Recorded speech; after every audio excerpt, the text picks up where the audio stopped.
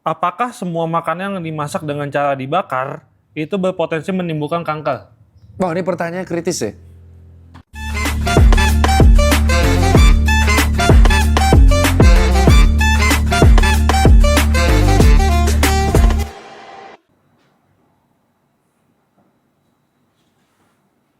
Pak, syuting Pak. Enak banget. Ya, menikmati tidur siang dulu. Assalamualaikum warahmatullahi wabarakatuh. Masih dengan saya Tirta Peng Peng Peng di Ark Botak, ya kan. Tapi ya namanya Cina kalau botak mukanya mirip semua. Jadi muka saya mirip Pak Felix. Ini Pak Felix. Prof Felix di saya. Mirip kan? Botak biadab. Jadi kita kembali lagi di konten mitos fakta Ark Botak. Yuk, monggo. Pertanyaan pertama dari Hakim. Ya karena saya habis pulang umroh saya tidak akan berkata-kata kotor dan membatik-batik lagi.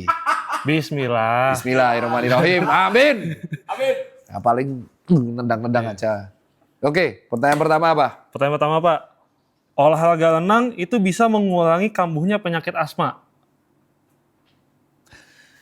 Sebenarnya asma ini kan penyebabnya banyak. Teman-teman harus tahu bahwa asma itu adalah suatu kejadian di mana terjadi penyempitan bronkus di saluran pernapasan bronkus. Ada bronkus retriksi yang membuat akhirnya orang tersebut tidak bisa mengeluarkan nafas dengan normal. Jadi suaranya namanya wheezing atau mengi. Jadi suaranya gini.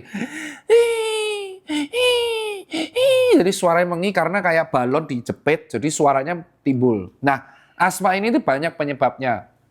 Tapi rata-rata mayoritas dikarenakan ada alergi. Dan ada alergi debu, alergi tahu benang sari, polen, terus alergi tembakau, terus habis itu ada alergi intinya, alergi dingin itu juga parah. Dan asma ini ada yang terkontrol dan tidak terkontrol. Statusnya dia tidak bisa sembuh, statusnya hanya bisa terkontrol. Kalau asmanya itu dengan eksaserbasi akut atau uncontrol, itu parah banget.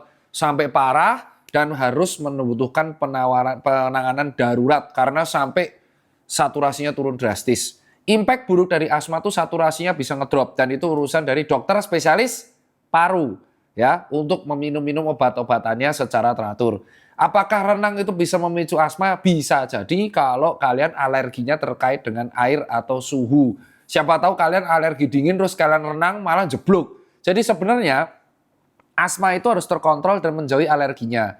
Jadi apakah renang bisa membantu asma atau tidak? Sepanjang dia tidak alergi dingin, itu bagus untuk meningkatkan kapasitas otot-otot paru, otot-otot dada. Jadi untuk menunjang pernapasan. Tapi kalau dia ada alergi dingin, sebaiknya tidak disarankan untuk berenang karena justru akan memicu asma tersebut. Itu dari saya.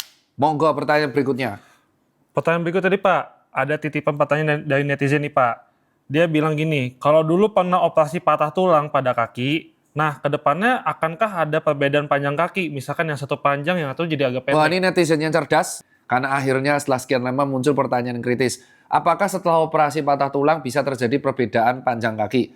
Jawabannya bisa jadi, ya, bisa jadi. Dan itu jujur aja adalah urusan dari dokter spesialis ortopedik atau pertulangan.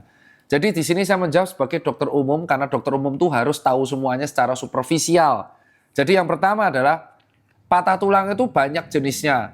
Ya, ada patah komplit, patah total, patah serpihan, patah hancur, patah terbuka, patah tertutup. Itu urusan dokter tulang. Nah, kalau patah tulang tersebut secara komplit, maka bisa dibenarkan dengan suatu hal yang dinamakan operasi. Dan operasi tersebut selalu ada resikonya. Ya, kalau ternyata patahnya sangat luar biasa, jadi misalkan patah serpihan atau serbuk, bisa jadi akan terjadi perbedaan panjang tulang. Nah, tahu nggak yang biasa menyebabkan perbedaan panjang tulang itu patahnya kalau di mana? Di area femur, tulang terbesar. Tapi kalau patahnya komplit cuman gini tok, klek. Nah, ini disambung lagi insya Allah bisa.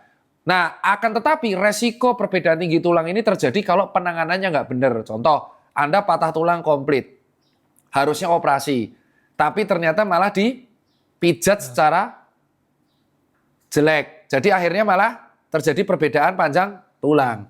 Ya, jadi tukang pijat pun itu kalau tukang pijat yang proper ya, tukang pijat tahu kan pijat-pijat yang proper tulang, itu pun akan melihat ronsen. Kalau patahnya itu fatal, biasanya tukang pijat tuh nggak berani dan akan merefer dokter ortopedik. Jadi pilihlah tukang pijat yang memang proper. Itu yang ngomong sih bukan saya, tapi dokter ASA SPOT. Nah, jadi teman-teman kalau misalnya sudah ada patah tulang, selalu apa yang dilakukan? Ronsen, bawa ke IGD. Langsung ronsen, dicek patahnya itu jenisnya apa. Kalau ternyata memerlukan operasi, operasilah dengan dokter yang proper. Itu kalau dari saya. Jangan sekalipun mendiagnosa sendiri, apalagi mengobati sendiri tanpa ada pemeriksaan penunjang. Itu akan membuat resiko perbedaan panjang tulang habis operasi lebih besar. Pertanyaan ketiga nih Pak.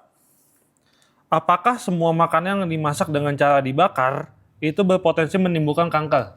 Wah, ini pertanyaan kritis ya. Sebenarnya menimbulkan kanker tuh item-itemnya, Mas. Ya, jadi saya jawab, apakah semua yang makanan dibakar bisa menimbulkan kanker? Bisa, walaupun kemungkinan kecil. Kemungkinannya besar kalau item-itemnya kamu makan. Yang membuat karsinogenik itu bukan proses pembakarannya, tapi item-itemnya, yang gosong-gosong, yang pahit. Ya, itu karsinogenik, itu karbon. Nah, kalau itu ngumpul banyak di usus, maka akan menimbulkan kanker usus. Yang paling segede itu kanker usus. Jadi kalau kalian mau makan bakar-bakaran, hindari yang warna hitam-hitamnya. Perlu dipahami yang hitam-hitam ini harus, contohnya orang-orang yang saya suka bakar daging dok sampai agak gosong. Ya berat. Gitu. Jadi ini buat teman-teman sekalian. Makanya steak pun masanya apa yang paling sering? Medium well sama medium rare. Kenapa? Karena memang kalau udah gosong-gosong tuh nggak enak. Ya. Dok gimana dok kalau kopi jos? Nah ini di luar kapasitas. Saya mau jawab, tapi kan nanti polemiknya sama perut orang. Jadi sorry, yang tanya kopi jos nggak akan saya jawab. Karena saya juga di sini kan berpikir, ya teman-teman tahu batasan lah. Sekali-sekali itu boleh ya. Sekali-sekali itu boleh makan sate ada item-itemnya itu boleh. Tapi kalau keterusan ya enggak. Next. Penderita ACL atau pernah bermasalah dengan ACL itu boleh olahraga angkat beban? Ya ini bagus juga pertanyaannya. Jadi kita apresiasi sepulang saya umroh, Hakim kayaknya bertobat. Jadi malas membuat saya marah ya. ACL itu kan ligamen penunjang lateral ya di lutut. Ini gambar lutut, ini lutut ya tolong dicari. Ini patella, PATELLA itu lutut ya.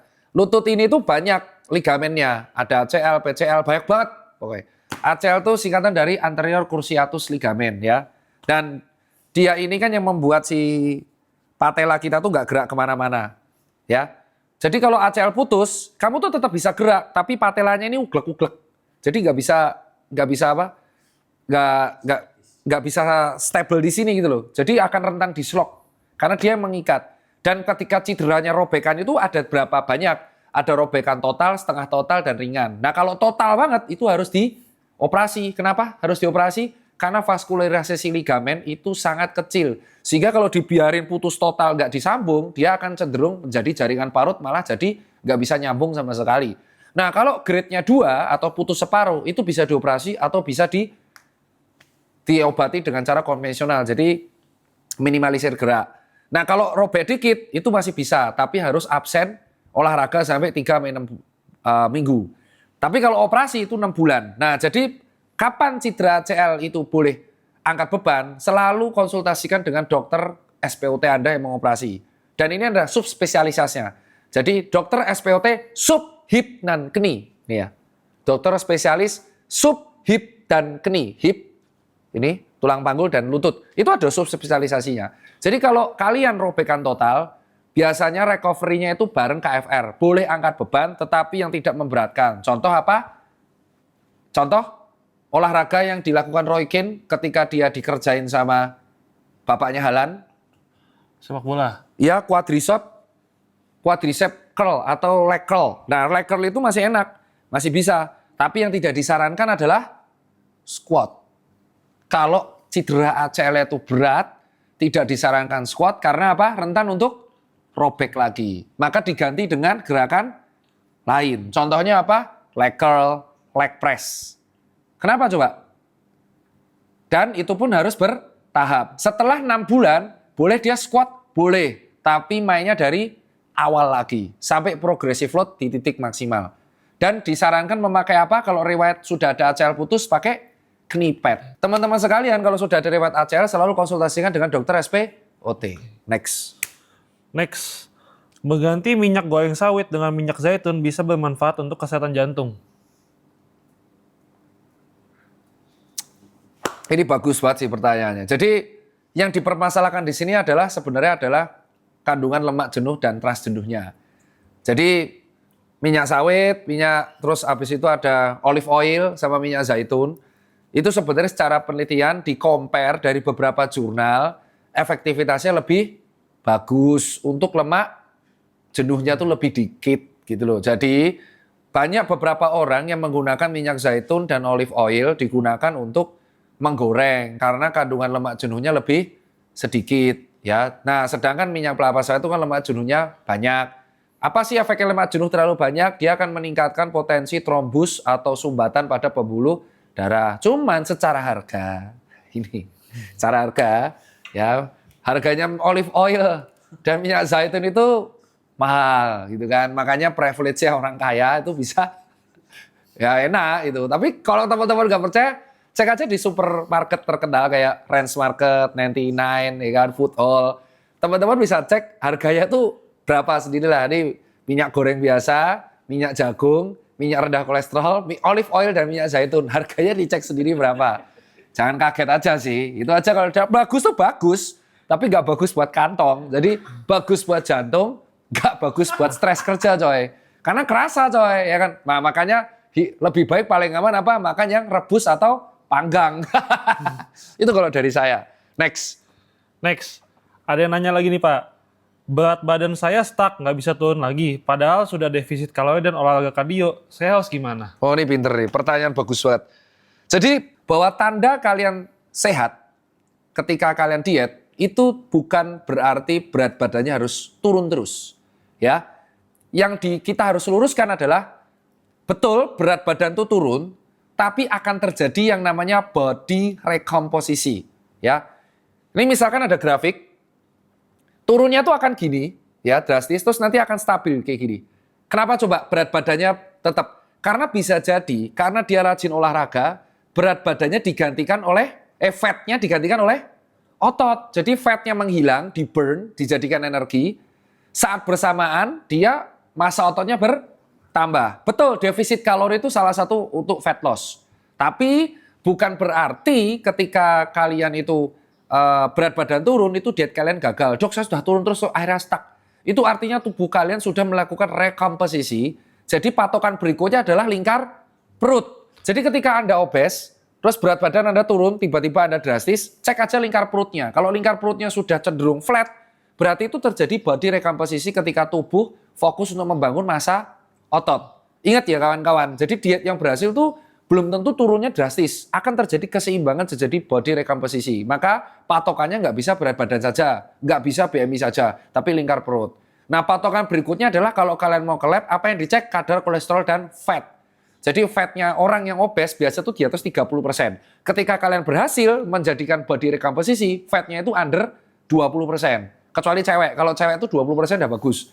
Nah otomatis massa ototnya akan meningkat. Jadi nggak usah stres, nggak usah sedih kalau misalkan Anda sudah turun berat badan tiba-tiba stuck. Itu karena tubuh kalian sedang melakukan body recomposition. Jadi yang paling seimbang adalah kalau diet mengatur pola makan dan olahraga. Itu kalau dari saya. Next. Tidur kurang dari 6 jam setiap malam itu bisa meningkatkan resiko penyakit jantung. Tergantung, depends. It depends. Jadi dari beberapa jurnal dan dari beberapa edukasi dokter saraf, salah satunya dosen saya, Dr. Gofir SPS, dia konsultan tidur. Bener ada konsultannya. Dan sleep clinic, Anda bisa cek sleep clinic, klinik tidur itu banyak. Yang diprioritaskan adalah fase deep sleep. Ya, tidurnya boleh 6 jam, tapi kalau fase deep sleep-nya terjadi 2 kali nggak apa-apa. Deep sleep itu fasenya 1,5 jam sampai 3 jam doang. Ya, deep sleep itu ketika kita fase tidur sangat maksimal. Bukan fase rapid eye movement yang kita baru mulai tidur, yang bisa rentan terjadi lucid dream. Jadi, yang penting bukan nominal tidurnya, tetapi kualitas tidurnya. Pahami itu dulu ya. Nomor 2, kalau kalian sudah berumur di atas 30 tahun, itu durasi tidurnya 5-7 jam. Tapi kalau balita itu bisa 10 jam. Semakin kita tua, durasi tidur kita semakin berkurang. Kenapa? Karena impact adanya terjadi perubahan komposisi otak. Jadi kita akhirnya tidurnya berkurang. Jadi kalau selama kalian tidurnya 5-7 jam, it's okay for you. Nggak apa-apa. Ya, kalau kalian jaga malam, yang penting tidur di pagi atau siangnya. Mungkin tubuhnya nggak recovery, tapi otaknya dikasih kesempatan buat rehat. Yang salah tuh kalau kalian tidak tidur berhari-hari, terus-terusan. Itu akan meningkatkan resiko stroke. Itu yang dinamakan begadang. Kurang tidur dan begadang itu beda. Kapan dikatakan kurang tidur? Ketika durasi tidurnya kurang dari 5 jam. berturut-turut, itu akan terjadi overexercise health state. Jadi kalau 6 jam masih apa? Masih bisa maksimal. Kenapa? Karena saya tidurnya 5 jam setengah. Jam 11 bangun subuhan. Itu kalau dari saya. Ada lagi pertanyaan? Ada, Pak. Makan terlalu kenyang dan terlalu banyak bisa memperberat sistematika kerja lambung. Wah, itu betul banget. Pertanyaan kamu bagus ya? Bagus dong. Ini MVP ya.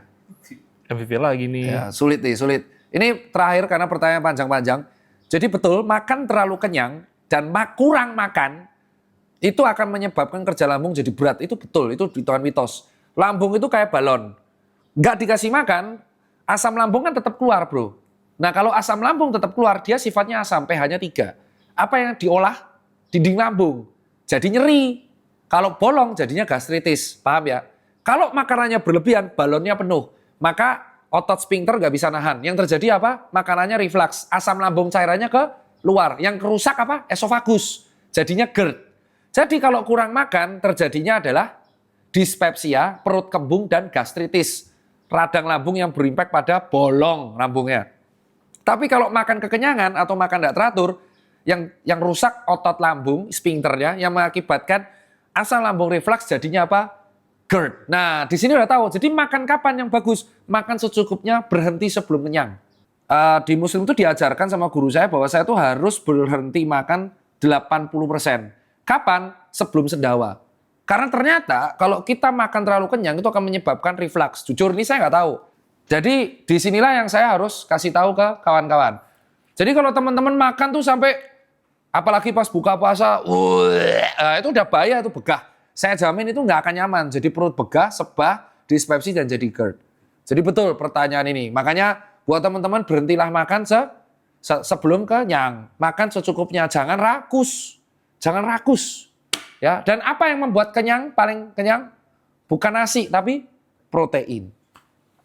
Ya, daging dan serat, telur. Daging bukan, protein dan serat.